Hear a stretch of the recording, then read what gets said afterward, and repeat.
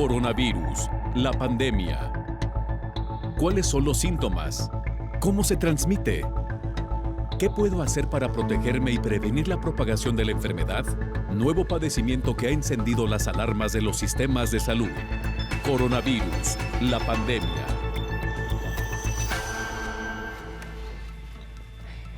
¿Qué tal? ¿Cómo le va? Bienvenido a un programa más de Coronavirus, la pandemia. Le recordamos que esta es una producción de la Universidad de Guadalajara que se transmite a través de Canal 44, la señal de todos, y que llega a México y América Latina gracias a la señal de las televisoras públicas que se suman a esta emisión. Saludamos también a nuestra audiencia en Radio Universidad de Guadalajara y les invitamos para que se pongan en contacto a través de nuestras cuentas en Twitter y Facebook, @Canal 44 TV, y en WhatsApp en el 33 22 42 06 90. Hoy hablaremos de las enfermedades emergentes y reemergentes en el contexto de COVID-19. Le explicaremos de qué se tratan estos conceptos, cuáles son las enfermedades consideradas emergentes y reemergentes. Cada vez se registran más casos de dengue y COVID en la región de las Américas. Habíamos hablado ya en algunos otros programas de esta posibilidad que confluyeran en una misma etapa, en una misma época, diversas enfermedades. Así que de esto le estaremos hablando hoy. El brote de COVID-19 es más complejo hoy más que nunca en América Latina. Le invitamos pues para que se quede con nosotros. Así iniciamos en medio de la pandemia de COVID-19.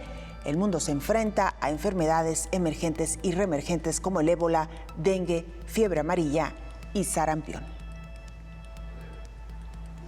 Conforme avanzan los días, semanas y meses del 2020, el planeta se enfrenta a un cóctel de enfermedades emergentes y reemergentes que ponen en alerta al sistema de salud, el cual debe dar una respuesta mundial rápida. Las enfermedades infecciosas emergentes son aquellas conocidas que estaban controladas, en descenso o por desaparecer por las medidas preventivas adaptadas en los países, con protocolos, tratamientos y surgimiento de vacunas. Sin embargo, los focos del sistema de salud mundial vuelven a encenderse ante el resurgimiento de varios padecimientos. Desde el siglo XIX y XX se han concentrado los esfuerzos por erradicar el paludismo, la poliomielitis, la parotiditis, sarampión y las cisticercosis, aún sin lograrlo. Las infecciones pueden ser de tipo bacterianas, virales y parasitarias, como es el cólera, coliformes, VIH, ébola, hepatitis B y C e influenza, entre otras. La mayoría son zoonóticas, esto es, de transmisión a humanos de especies animales y reservorios y vectores, como el dengue, paludismo, zika, chikungunya y los coronavirus. En esta amenaza están las enfermedades crónicas degenerativas que se han convertido en una epidemia mundial sin control a pesar de los esfuerzos de salud mundial. La Red Mundial de Alerta y Respuesta ante Brotes Epidémicos este año ha informado de brotes epidémicos en diferentes países por el virus de ébola, síndrome respiratorio de Oriente Medio, MERS-CoV, dengue, fiebre amarilla y fiebre de Lassa y por el nuevo coronavirus. En la batalla de las enfermedades destaca la erradicación de la viruela en el mundo, mientras que en diciembre del 2019 la Organización Mundial de la Salud conmemoraba el 40 aniversario de su erradicación. En China surgía un nuevo coronavirus, hoy llamado COVID-19,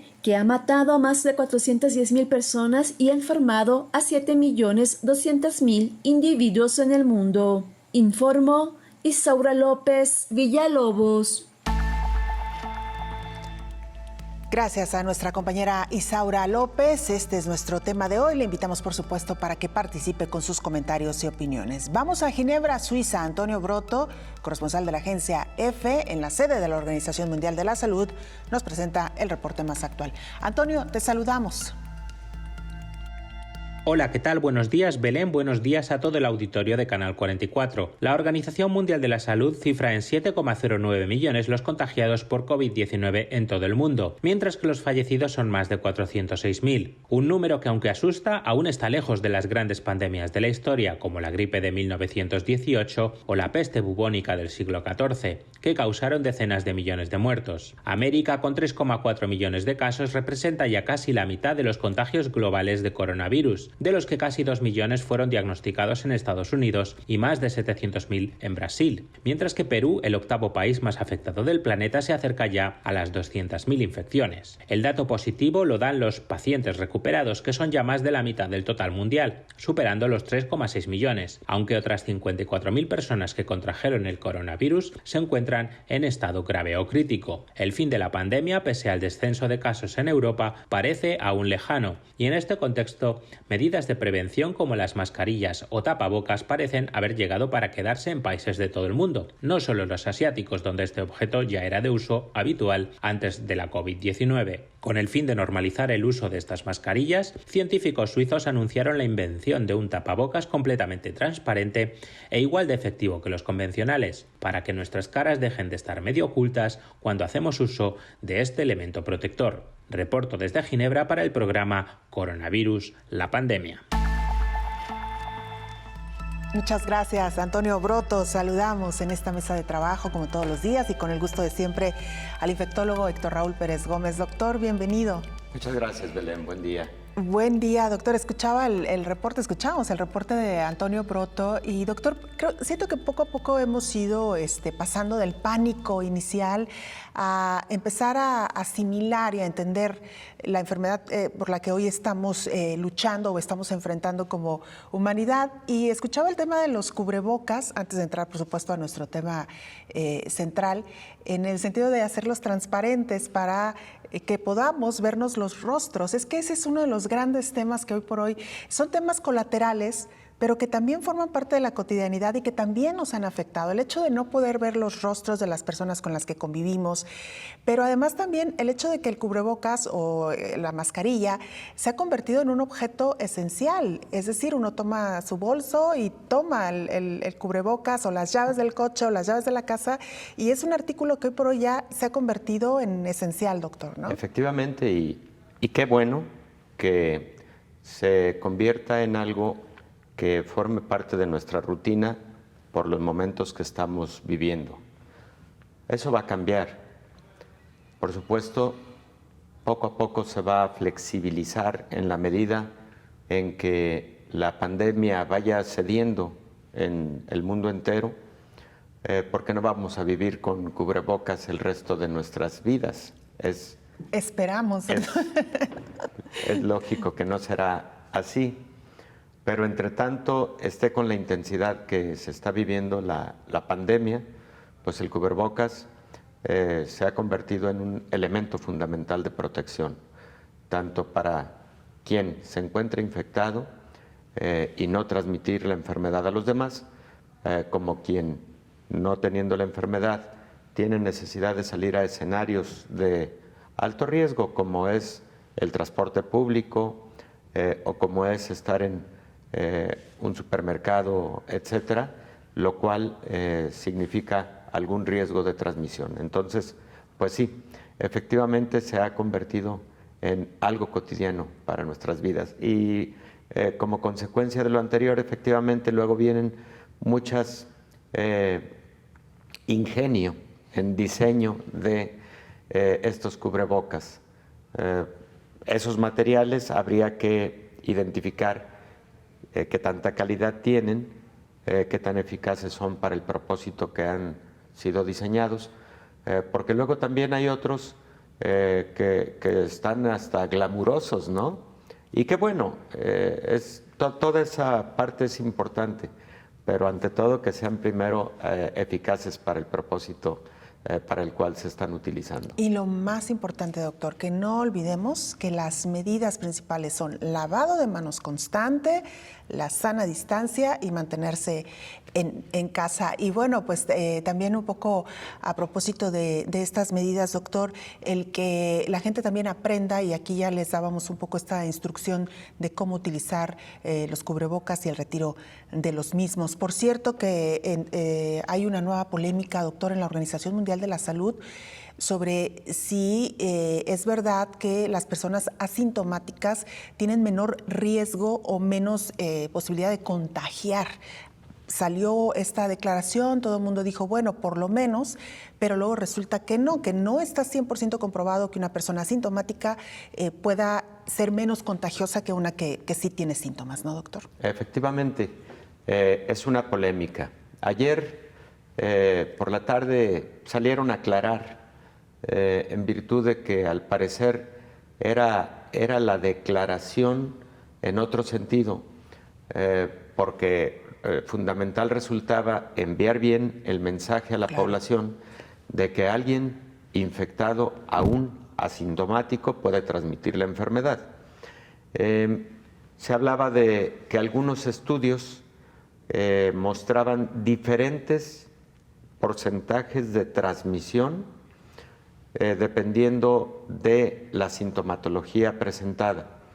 Por ejemplo, los pacientes que están en las fases más tempranas de la infección, con síntomas más intensos, tienen mayor cantidad de carga viral en las vías respiratorias y se asume que durante esos primeros días de sintomatología transmiten con mayor frecuencia la enfermedad y que a lo largo de los siguientes días, conforme pasan los días, la cantidad de virus en el árbol respiratorio va disminuyendo y por lo tanto transmiten con menos intensidad la enfermedad, pero la pueden transmitir a lo largo de esos 14 días, como también la pueden transmitir en la fase presintomática, un poco antes, y la pueden transmitir aún no presentando sintomatología alguna. Entonces, de ahí la importancia del cubrebocas. Claro, y de las medidas importantísimas que debemos de tomar. Así es. Doctor, nuestro tema de este día, sin duda alguna, muy interesante. Lo habíamos planteado ya de alguna manera en algunos de los programas. La convergencia de enfermedades emergentes y reemergentes en el contexto de COVID, doctor. ¿De qué estamos hablando cuando hablamos de enfermedades emergentes y reemergentes? Bueno, en general las enfermedades emergentes son aquellas que surgen de forma inesperada y que además alcanzan proporciones frecuentemente de tal magnitud como para ser consideradas epidémicas o para ser consideradas endémicas y eventualmente pandémicas. Otras enfermedades consideradas como reemergentes son aquellas que, habiendo tenido previamente circulación o incluso niveles endémicos o epidémicos, habían quedado, digamos, en latencia durante periodos largos de tiempo y posteriormente por diversos motivos pueden resurgir. Por ejemplo, hay enfermedades que se consideraba podrían llegar a niveles tan bajos en su momento por el buen control que habían venido teniendo a lo largo de los años. Sin embargo, un evento en específico genera de nuevo la explosión epidémica de tal enfermedad. Voy a citar un ejemplo muy puntual. La tuberculosis, en la década de los 60s, 70s, empezó a tener mucho control, sobre todo por una medida llamada el tratamiento directamente observado y supervisado. Esta enfermedad, que tiene zonas geográficas de predilección y de mayor intensidad como África y eventualmente algunos países de América Latina, la India, bueno, había tenido un buen nivel de control durante la década de los 60s, 70s. Se consideraba que de seguir con ese buen control, para el año 2000 la tuberculosis podría ser un problema superado, no erradicada, pero sí superado en cuanto a ser un problema grave de salud pública. En el año de 1981 aparece el síndrome de inmunodeficiencia adquirida, SIDA, y la infección por VIH inmunosuprime. Recordemos que al inicio la cantidad de pacientes infectados con VIH fue muy importante y entonces una de las principales infecciones oportunistas que se presentaron en pacientes con VIH fue precisamente tuberculosis. Ese objetivo ese gran propósito y esa tendencia a la baja que venía teniendo la tuberculosis se perdió con la aparición del VIH. Y regresando de la pausa, doctor, nos explica qué sucede en el organismo y por qué ocurren estos fenómenos. Eso fue reemergencia. Reemergencia. Con esto y mucho más, regresamos después de la pausa, usted no se vaya.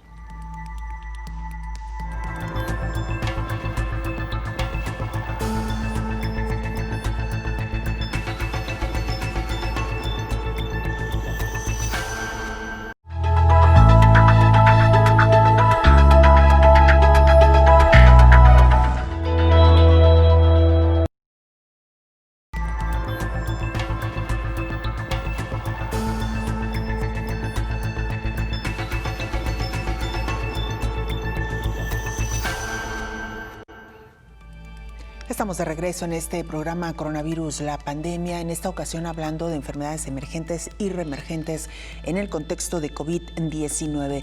Y mire, también hemos hablado de un fenómeno que se corre el riesgo de que se presente, y es muy probable que ocurra, sobre todo en los países de América Latina, por la temporada que hoy por hoy estamos viviendo y en la que nos toma COVID-19. Nos referimos a la convergencia de varias enfermedades infecciosas. Hablaremos en esta ocasión de dengue y COVID. ¿Qué pasa si una persona se infecta de ambas enfermedades al mismo tiempo? Este es el reporte.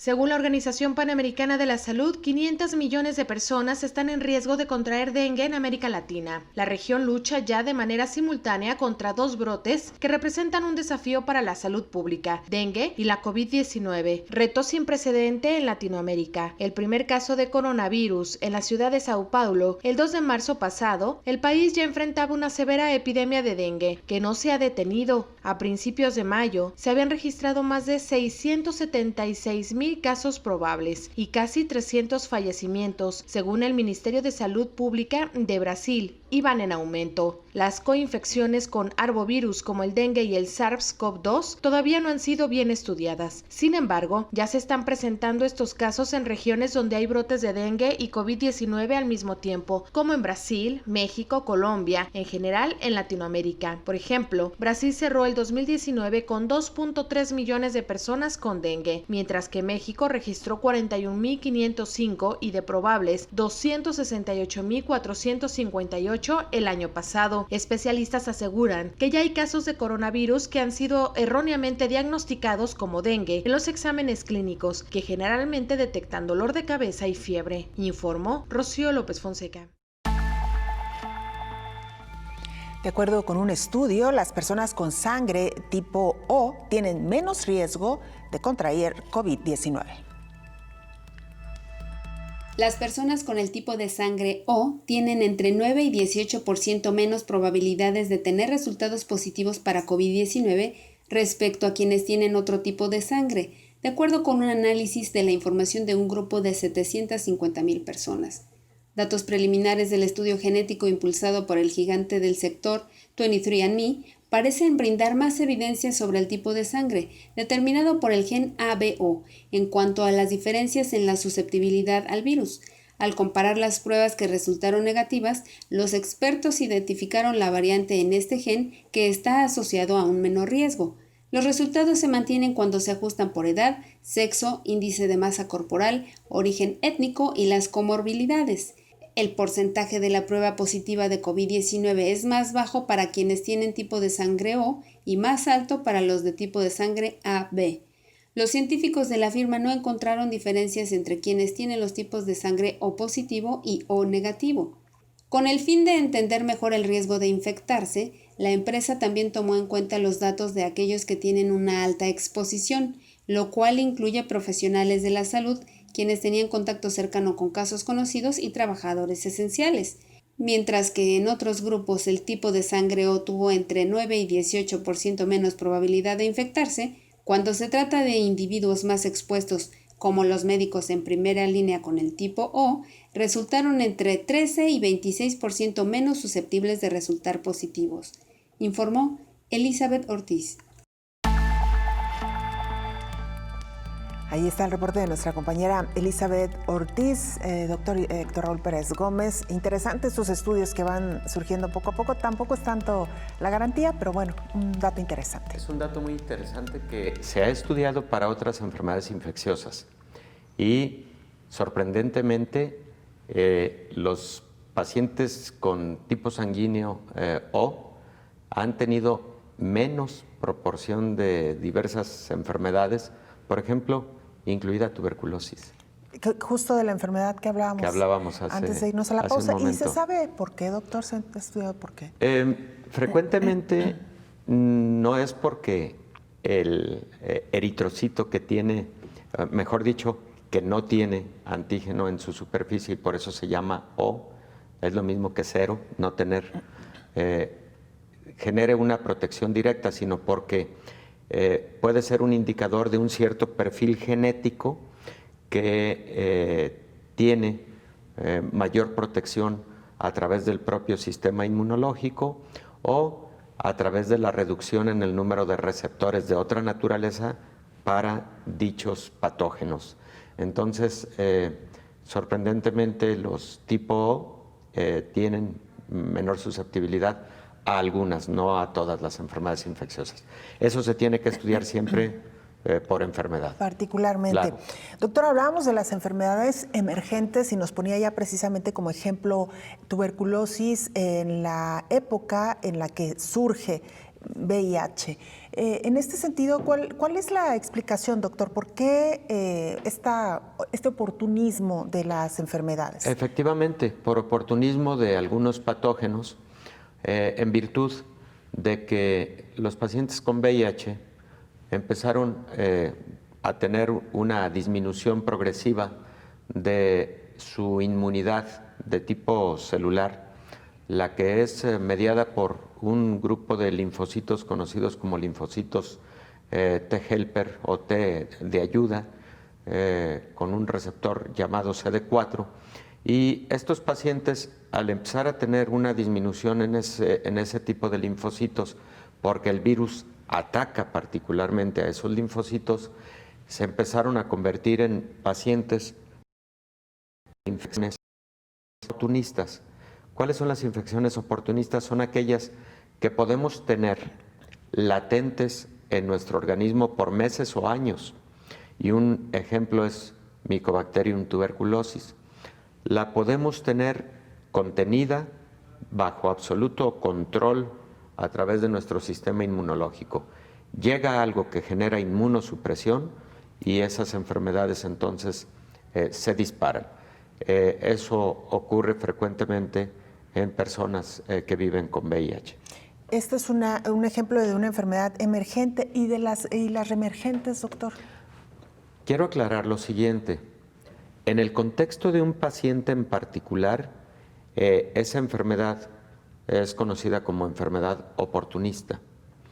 Pero yo ponía ese ejemplo porque cuando hablamos de enfermedades emergentes y reemergentes lo estamos hablando en un contexto de colectividades, en un contexto, digamos, de impacto a la salud pública por los números. Entonces hablé de la tuberculosis porque, como decía antes, a nivel global estaba yendo a la baja y prácticamente se pensaba que para el año 2000 se iba a lograr ese objetivo. No ocurrió por lo ya señalado, se vuelve a disparar tuberculosis y en la actualidad sigue siendo una de las 5 enfermedades infecciosas más frecuentes a nivel mundial. Luego, cuando hablamos entonces, ahora ya, de enfermedades reemergentes, de enfermedades emergentes, son enfermedades que posiblemente no conocíamos antes, surgen de nuevo, surgen con impacto y, por ejemplo, si en este contexto, hablando de COVID-19, antes de diciembre no conocíamos esta enfermedad, esta es una enfermedad emergente. Exactamente, COVID-19 es una enfermedad emergente como lo fue en el 2002 el SARS y en el 2012 MERS. Entonces, son esas enfermedades nuevas que emergen y que frecuentemente llegan para quedarse. Y reemergentes son cuando se creía que ya estaban erradicadas. Que estaban rumbo a su erradicación o a su control epidemiológico. ¿Y este tipo de enfermedades, doctor, tienen alguna característica? ¿Son bacterianas, virales, parásitas? ¿O incluyen todas? Incluyen bacterianas, parasitarias, incluyen virales, pueden ser de diverso origen microbiológico o etiología microbiológica. Incluso existen situaciones, aunque se aplica casi exclusivamente para enfermedades infecciosas, pero existen situaciones no infecciosas que también se consideran epidémicas. Por ejemplo, la de la obesidad es una epidemia. La de la diabetes en algunos países es una epidemia, etcétera. O sea, hay que también identificar muy bien que no solo hablamos de enfermedades infecciosas. Las de tipo bacterianas, ¿cuáles, por poner algunos ejemplos, doctor? Mycobacterium tuberculosis es una bacteriana. ¿Virales estamos hablando Virales, de? bueno, pues estamos hablando de SARS en su momento, MERS y por supuesto COVID en este momento. ¿Y parasitarias? Bueno, parasitarias tenemos particularmente malaria. Malaria es una enfermedad endémica y ahorita decimos, ¿por qué no le estamos llamando epidémica sino endémica? La malaria es uno de los tipos de paludismo. Es preferible hablar del término paludismo porque malaria es uno de los tipos de paludismo en virtud de que existen varios parásitos que provocan paludismo. En el caso de malaria es endémico principalmente en África. En América Latina es otra especie de Plasmodium u otras especies de Plasmodium las particularmente responsables. Cuando hablamos de Plasmodium malariae, estamos hablando del que causa específicamente la malaria. ¿Por qué se llaman endémicas? Porque están permanentemente en una zona geográfica. Pueden bajar su intensidad temporalmente, pero luego vuelven a estar ahí con intensidad. Pueden tener variaciones estacionales. Por ejemplo, el dengue ya se ha vuelto una enfermedad endémica en América Latina, por supuesto en África, en países de Oriente, particularmente los localizados en la franja tropical, por eso algunas de estas se conocen como enfermedades tropicales. Y en México, por ejemplo, en Colombia, en países centroamericanos, el dengue se ha vuelto endémico porque está ahí casi permanentemente. En tiempo de frío disminuye el número de casos de dengue, pero entra la época más calurosa y particularmente la de precipitaciones pluviales hace propicio la propagación, la reproducción y la propagación del artrópodo vector transmisor de la enfermedad y vuelve a estar con intensidad el dengue durante su estación idónea desde el punto de vista climático. Entonces, esas enfermedades se conocen como endémicas. El dengue es una endemia. Pues con esta precisión, doctor, nos vamos a la pausa, regresamos, le recordamos que estamos hablando hoy de enfermedades emergentes y reemergentes.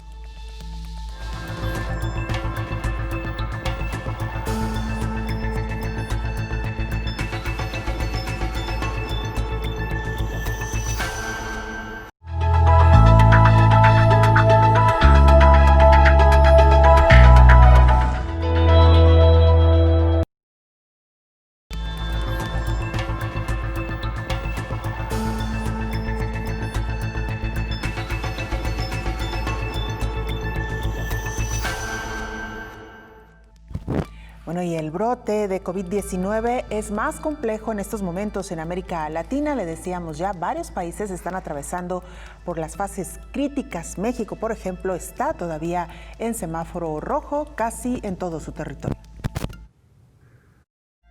Con algunas excepciones, los casos de COVID-19 desde México hasta Chile continúan en aumento. El fin de semana pasado se dispararon los contagios y llegaron en un solo día a 136,000 personas. La Organización Mundial de la Salud pidió a los gobiernos de América Latina que se unan. La situación actual del coronavirus en América Central y del Sur es la más compleja que la Organización Mundial de la Salud enfrenta a nivel mundial. El director del Programa de Emergencias Sanitarias de la OMS, Michael Ryan, aseguró que la región sufre de un aumento de casos y se necesita liderazgo político, así como una gran solidaridad con la región para controlar esta enfermedad. No se trata de un solo país, son muchos los países que están enfrentando brotes severos. En este momento, la epidemia en América Central y del Sur es la más compleja de todas las situaciones a las que nos hemos enfrentado a nivel mundial, y una en la que el mundo necesita trabajar y buscar el apoyo y la ayuda de los países de la región para ayudarlos a abordar esta pandemia de alto impacto en las Américas. Ryan advirtió que, como sucedió en Europa y en Norteamérica, los sistemas de salud están bajo una verdadera presión en este momento, mientras existe una gran cantidad de miedo y confusión a nivel comunitario por diferentes razones, entre ellas la económica, informó Rocío López Fonseca. Muchas gracias a nuestra compañera Rocío López. Vamos ahora a Chile, precisamente uno de los países que luchan en estos momentos con esta pandemia. Nuestra compañera Edith Venegas, periodista del Canal 9 de Chile, nos informa. Edith, te saludamos. Hola, ¿cómo están ustedes? Los saluda Edith Venegas desde Chile para entregarles un reporte con el último avance del coronavirus en nuestro país. La gran novedad en las últimas semanas es que han cambiado los criterios. Las autoridades han establecido nuevas normas, nuevos criterios para medir la cantidad de personas contagiadas y también la cantidad de personas fallecidas en Chile. Principalmente los nuevos criterios se basan en que una persona se cuenta como contaminante, como contagiante, a partir del día en que presenta sus primeros síntomas. Esto hizo que la cifra bajara de alrededor de 50, 60,000 contagiados a 20,000, poco más de 20,000 son los contagiados ahora en nuestro país. De hecho, el último número de personas activas es de 23,115 personas que en este minuto en nuestro país contagian con el coronavirus. Algo similar pasó con la cifra de personas fallecidas. Alrededor de 90 son la cantidad de personas fallecidas que se anuncian día a día en el reporte que hacen las autoridades en nuestro país. En total, la cantidad de personas fallecidas pasaba las 2.000 personas, un poco más de las 2.000 personas. En este minuto en nuestro país hay 2.283. Hubo un aumento importante, cerca de 500 personas más, porque también se establecieron nuevas medidas para contar y contabilizar a las personas que lamentablemente han muerto producto de esta enfermedad. Una medida bastante polémica, no exenta de muchas críticas en nuestro país. Sin embargo, las autoridades señalan que se están basando en las normas y en los lineamientos que tiene la Organización Mundial de la Salud. El resto permanece relativamente igual. La región metropolitana, la capital de Chile, Santiago, se encuentra prácticamente con total cuarentena. Es el lugar donde se han registrado la mayor cantidad de casos, donde se registran también los principales brotes de coronavirus en nuestro país. También se mantienen las distintas normas sociales establecidas, como el distanciamiento social, el uso de mascarillas prácticamente saliendo del hogar, el lavado de manos, entre otras medidas con las cuales las autoridades han sido bastante insistentes para que las personas obedezcan y así evitemos el avance de la pandemia en nuestro país.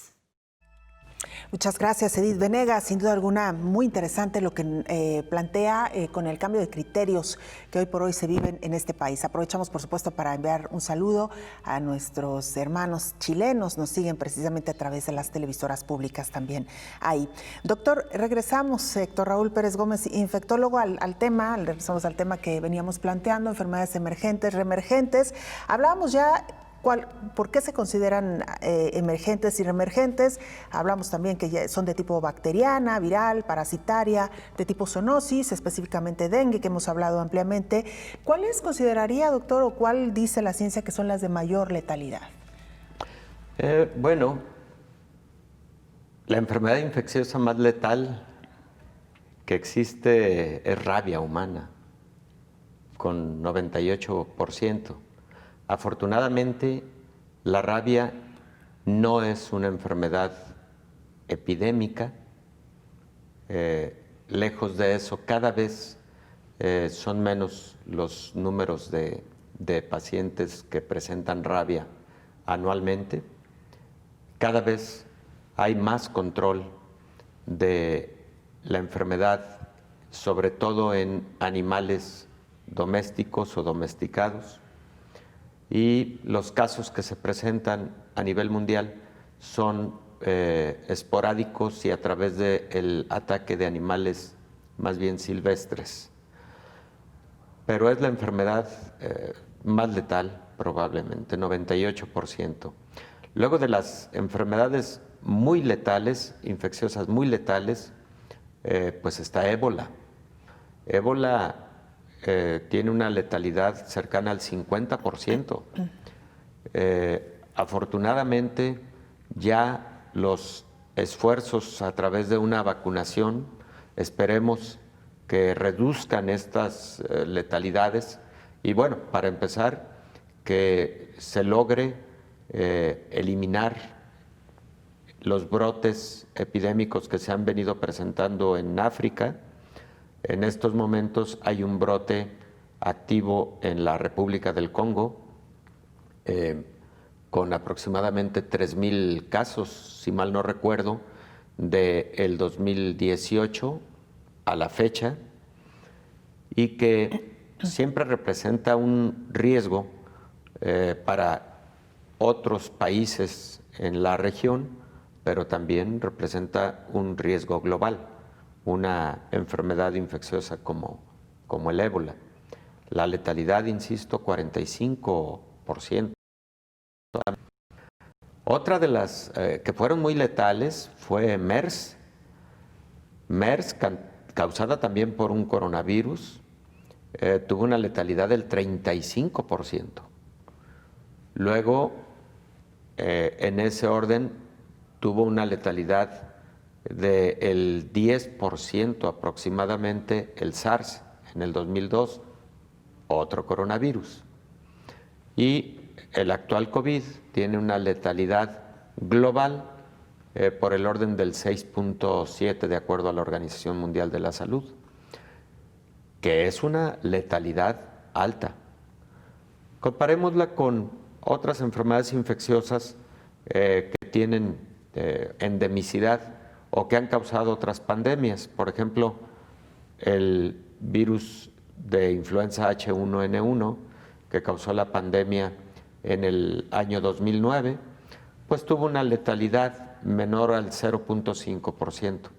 Entonces, comparada con 6.7%, o con 10%, o con 35% de los otros coronavirus, pues estamos hablando de una letalidad baja. Digo, cualquier fallecimiento es muy lamentable, pero hablando entonces de proporciones de letalidad, estamos en esos rangos, ¿no?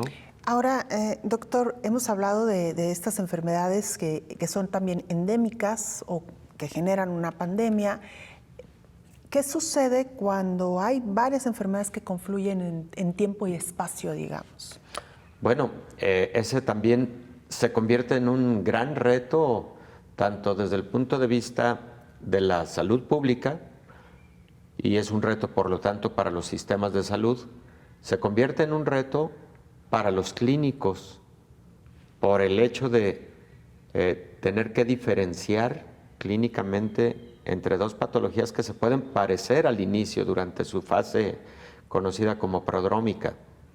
Y desde el punto de vista terapéutico puede representar todo un reto para los clínicos.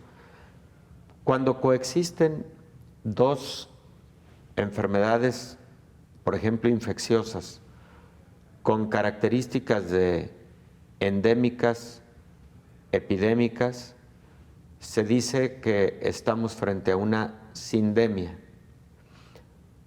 Aunque también el término sindemia se aplica para otro tipo de escenarios, pero es válido el término sindemia para la conjunción en tiempo y espacio, como bien lo dices, de dos enfermedades infecciosas. Dengue y COVID puede ser un buen ejemplo. En muchos países del mundo en donde el dengue es endémico, el dolor de cabeza en este momento será la coexistencia con COVID. México no será la excepción, Brasil, lo acabamos de escuchar, no es la excepción, al contrario, habrá que trabajar intensamente para seguir conteniendo COVID y para evitar que el dengue se convierta en una explosión este año. El reto también, insisto, para los clínicos frente a un paciente que presenta dolor de cabeza, fiebre, dolores musculares y articulares, lo cual puede ser parte del prodrómo de muchas enfermedades infecciosas, pero en este caso, claro que de COVID y por supuesto que de dengue, es que tiene el paciente o tiene las dos cosas. Y las pruebas de laboratorio que nos ayudan mucho, afortunadamente para el caso de dengue, podemos tener pruebas de laboratorio con una respuesta muy rápida a través de la búsqueda de un antígeno llamado NS1 y de un anticuerpo IgM contra el virus del dengue. Posiblemente a un paciente determinado haya necesidad de realizarle tanto pruebas para dengue como reacción en cadena de polimerasa nasofaringea para COVID, porque puede ser un paciente que tuvo el antecedente de un contacto con alguien con COVID, pero también puede estar viviendo en una zona de alta endemicidad para dengue. Ahí, por supuesto, el interrogatorio es fundamental. Si una persona ha tenido confinamiento social estricto, muy disciplinado respecto de COVID y presenta esas manifestaciones y está localizado en una zona de alta endemicidad de dengue, bueno, probablemente sea más dengue el diagnóstico, ¿no?, que COVID. Ahora, ciertas manifestaciones clínicas tienen mucha importancia. Si el paciente además tiene tos y esa tos se acompaña de un poco de dificultad para respirar, o esa tos es una tos seca, bueno, eso empieza a diferenciar un poco hacia COVID más que dengue. Pero si el paciente, por ejemplo, tiene una erupción cutánea o el paciente tiene petequias en su piel que se presentan con cierta frecuencia en pacientes con dengue, sobre todo en los que están teniendo disminución en la cuenta de plaquetas, estás orientando más el diagnóstico hacia la posibilidad de que sea un dengue. Es decir, sí hay hallazgos clínicos. Si el paciente tiene anosmia o agusia o agüesia, que es la disminución en el olfato y en el gusto, entonces es más probable que sea COVID a que sea dengue. Eso no lo vemos con frecuencia con dengue. Entonces va siendo útil para el diagnóstico diferencial. Al principio puede ser más difícil, pero luego los síntomas clínicos pueden ser orientadores y los signos clínicos. Bueno, muy interesante esto que nos acaba de explicar, doctor. Vamos a regresar con más porque sin duda alguna quedan algunas inquietudes. Vamos a la pausa, regresamos.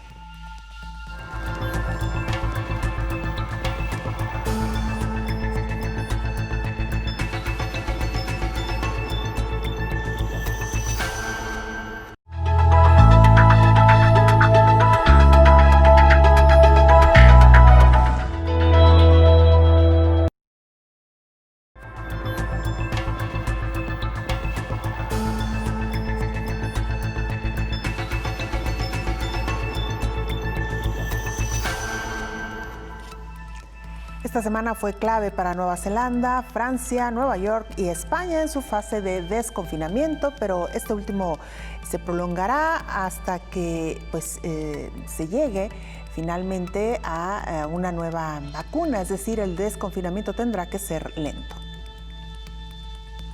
Francia, el quinto país por el número de muertes a causa de la COVID-19, declaró controlada la pandemia a partir de este 6 de junio. El saldo hasta ahora suma 29.212 fallecimientos a causa del virus. Además, esta semana la primera ministra de Nueva Zelanda, Jacinda Ardern, informó sobre el regreso a las actividades cotidianas al no tener ninguna persona infectada. El saldo de la pandemia fue de 22 decesos, de acuerdo con registros de la Organización Mundial de la Salud. También Nueva York, el principal foco rojo en la región de las Américas, comenzó la reapertura económica este 8 de junio. El saldo hasta ahora es de 30.417 muertes por COVID-19. España reportó que a partir de este lunes, 48% de su población está en fase 2 y el resto en fase 3. Salvador Illa, ministro de Sanidad, explicó que luego del decreto del estado de alarma el 14 de marzo, el país sufrió un confinamiento tan duro que luego permitió una desescalada más segura y rápida. Pero la nueva normalidad se prolongará hasta que haya un tratamiento o vacuna contra la COVID-19. El Consejo de Ministros ha aprobado hoy un Real Decreto que lo podríamos llamar de nueva normalidad. El nombre completo es Real Decreto Ley de Medidas Urgentes de Prevención, Contención y Coordinación para hacer frente a la crisis sanitaria ocasionada por el COVID-19, que recoge todas aquellas medidas que estaban vigentes en el periodo de estado de alarma y que deben de seguir en vigencia hasta que derrotemos definitivamente al virus, que será cuando tengamos una terapia eficaz o una vacuna efectiva contra el mismo. El saldo de muertos por COVID-19 en España asciende a 27.136 de acuerdo con los datos de la OMS, informó Elizabeth Ortiz. Bueno, estos países que están transitando ya hacia el desconfinamiento y también lo que se ha dicho, la nueva normalidad, pues imperará hasta que se tenga un fármaco o una vacuna que haga frente a esta enfermedad. Doctor Héctor Raúl Pérez Gómez, regresamos al tema de las enfermedades emergentes y reemergentes en el contexto de COVID y cómo estas enfermedades, como ya las mencionábamos, que son oportunistas, pues pueden aprovechar precisamente una persona que tiene su sistema inmunológico bajo, quizá producto de COVID, quizá producto de algún otro padecimiento o por la propia condición de la persona.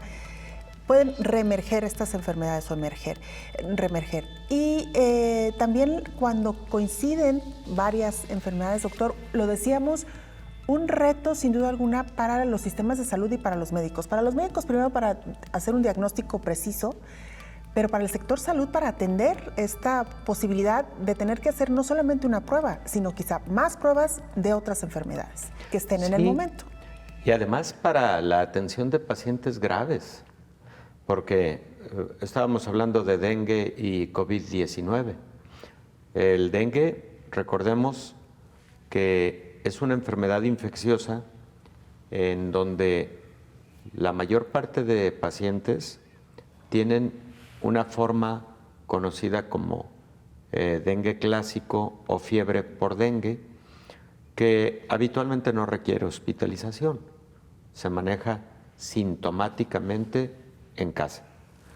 Pero las formas graves de la enfermedad pueden requerir hospitalización y entonces ante un sistema de salud hospitalario, sobre todo saturado por COVID-19, la sumatoria de casos que puedan requerir hospitalización por dengue, los de dengue grave, los que se puedan presentar como hemorrágicos, eso representa también un serio problema para los sectores públicos, ¿no? Sanitarios. Entonces, por ese motivo, es trabajar con intensidad, insisto, en el control del vector que transmite dengue.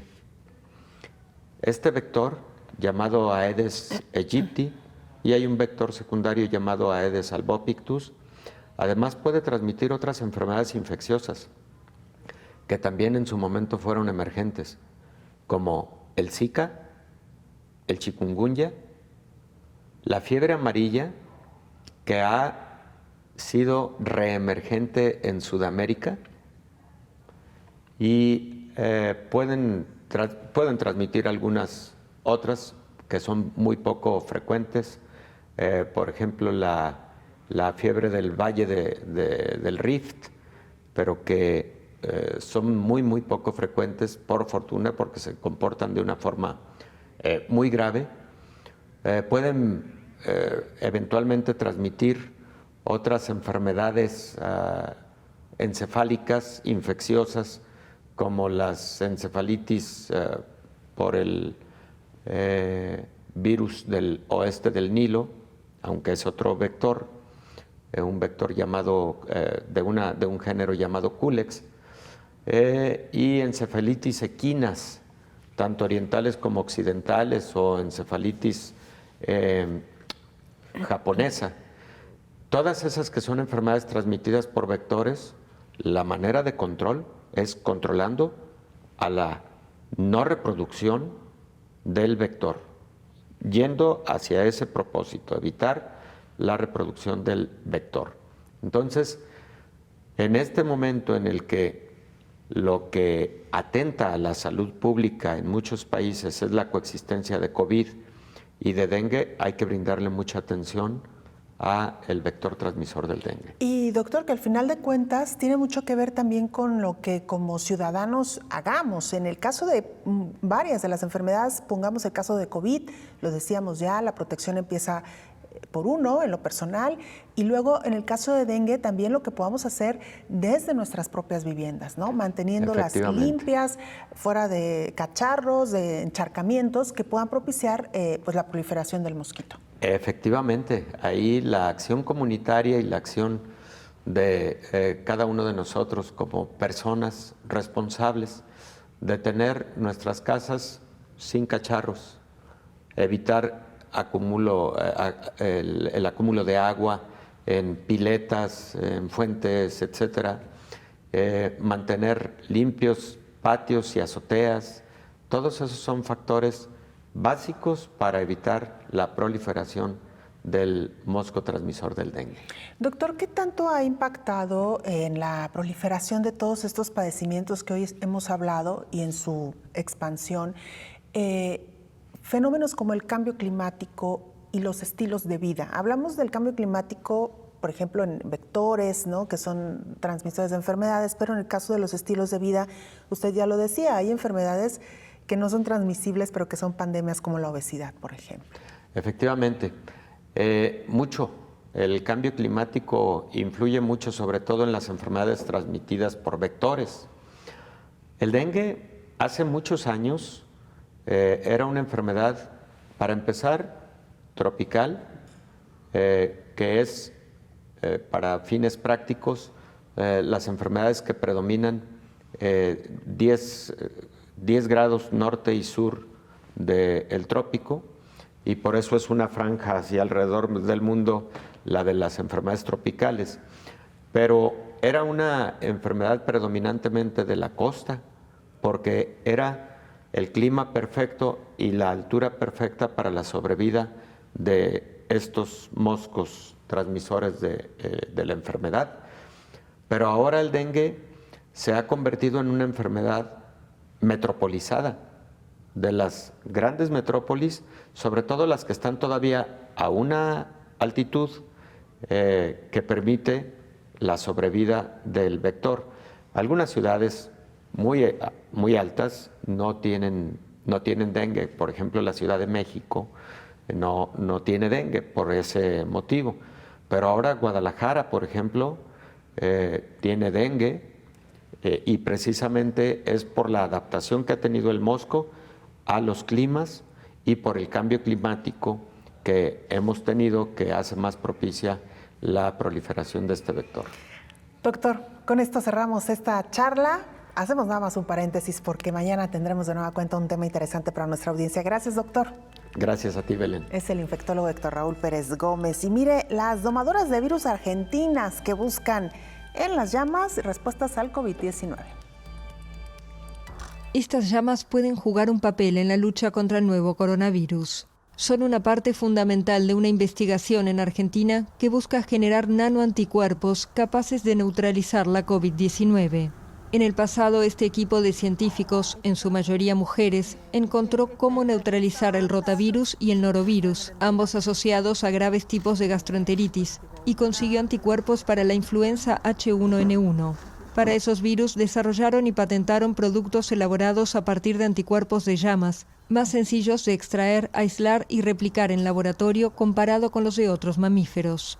El mecanismo en que estos nanoanticuerpos funcionarían es que se van a unir a esa partecita que es la espícula del virus, esa coronita del virus, y entonces al unirse ahí van a evitar que el virus pueda engancharse al receptor celular y infectar la célula humana.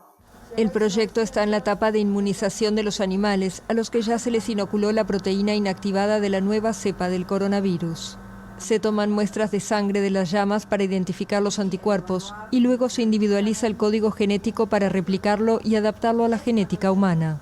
Las investigadoras anticipan que el proceso llevará varios meses. Desarrollar, por un lado, una solución que se pueda dar a través de nebulizaciones, que ingrese por vía respiratoria, para pacientes que por ahí van a estar expuestos al virus o están en un estadio temprano de la infección. Y si no, también estamos pensando en algún fármaco inyectable. Bélgica fue pionero en el desarrollo de nanoanticuerpos a partir de camélidos. Estados Unidos también lo ha logrado, pero Argentina busca un camino propio. Ver alguno de esos nanoanticuerpos transformado en un producto que le salve la vida a los niños o a las personas y que cure enfermedades virales, porque el fin último nuestro es que, tanto en el ámbito veterinario como en el humano, es que queremos salvar vidas. Las expertas celebran que la pandemia del nuevo coronavirus haya unido esfuerzos científicos en todo el mundo para combatir un enemigo común y quieren hacer su parte en la lucha para derrotar a la enfermedad. Bueno, muy interesante esto que están haciendo hoy por hoy ahí en Argentina. Con esto nos despedimos. Gracias por habernos acompañado. Nos vemos en la siguiente emisión. Coronavirus, la pandemia.